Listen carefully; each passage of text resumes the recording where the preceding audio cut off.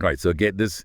We're diving into the Brahma Purana today. Okay. It's a Hindu religious text, Mm-hmm. and we're going to be focusing on this place called Kapat.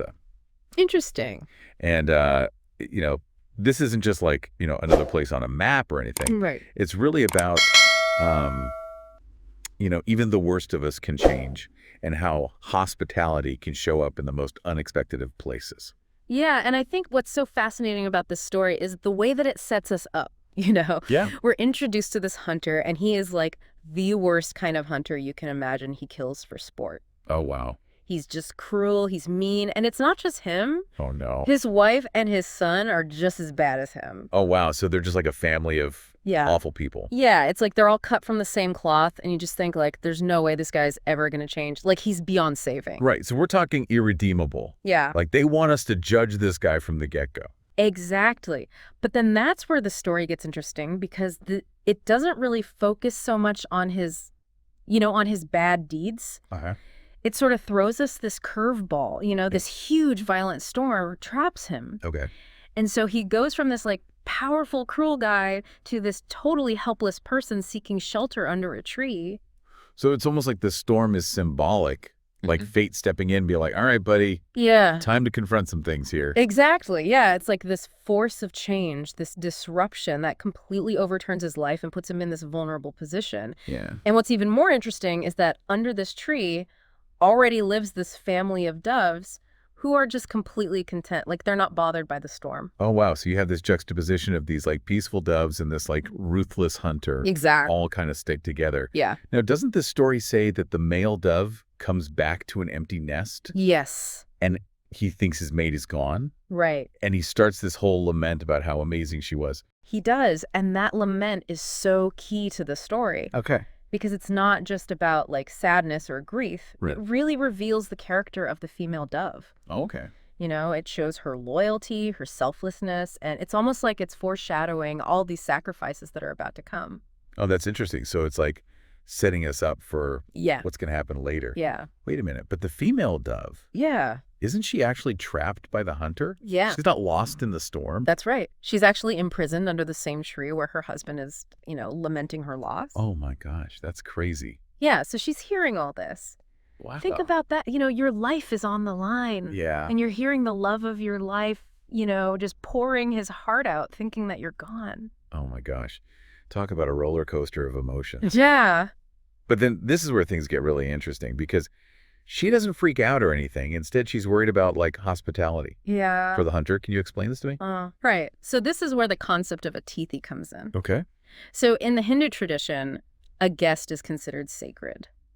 Really? Yeah. So it's not just about like, oh, hey, come in and have a cup of tea. Right. It's this like deep-rooted duty, this honor to take care of a guest no matter who they are. No matter what. Yeah, no matter what you're going through, Well, hold on. So she wants her husband to be hospitable to the guy who trapped her. Yeah.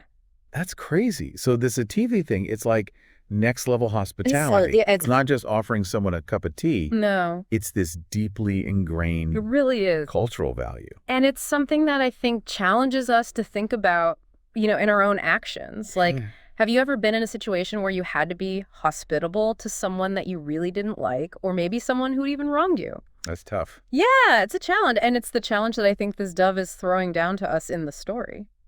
Yeah, I mean, here she is. She's trapped. Right. And she's more concerned about her husband, like, fulfilling this duty than her own safety. It's almost like she sees beyond the hunter's cruelty to something deeper. Yeah, I think you're right. It really highlights this idea at the core of a tithi. That the guest is sacred no matter what. Right. And it's about recognizing that divine spark in everyone, even those who seem completely undeserving. Yeah. Okay, I get it. Yeah.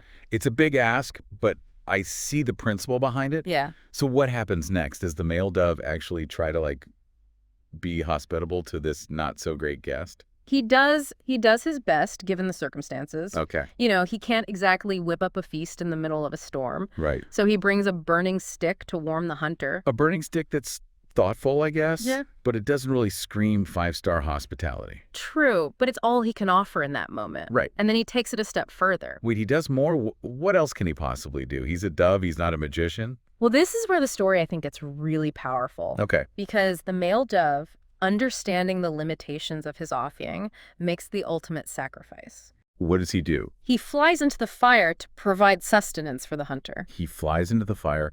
Hold on.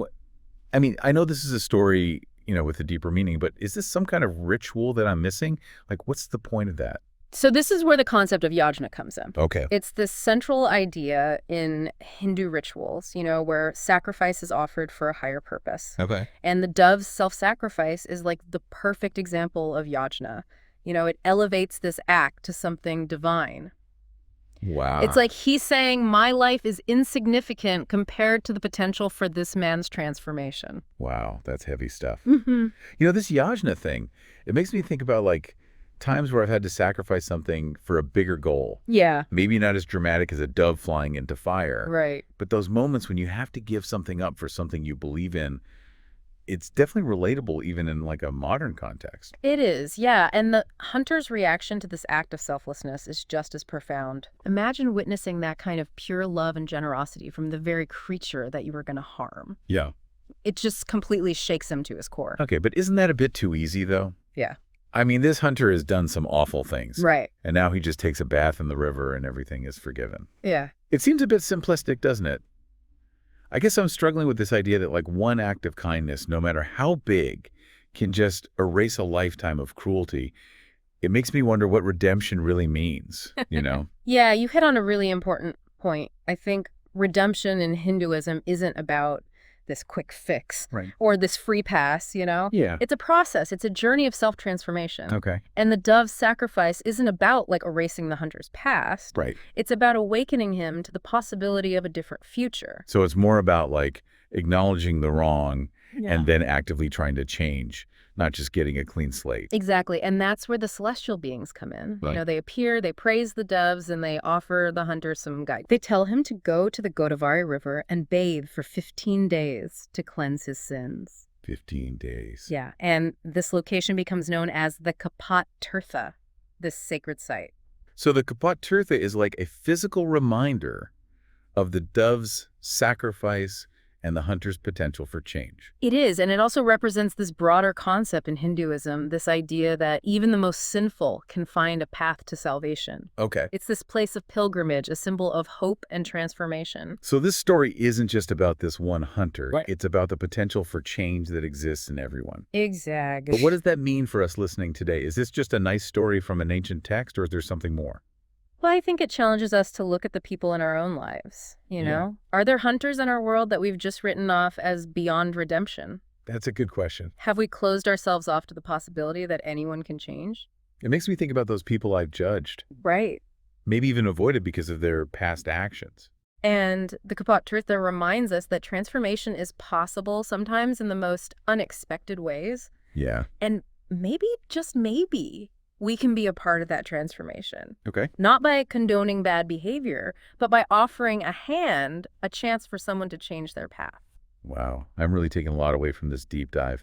We started with this cruel hunter. Yeah. We witnessed this incredible act of sacrifice, and we ended up exploring these really complex ideas of redemption and second chances. And it all comes back to that idea of hospitality, of atithi. Right. It's not just about offering food and shelter. It's about opening our hearts to the possibility of change, I love that. both in ourselves and in others. That's a perfect place to leave it.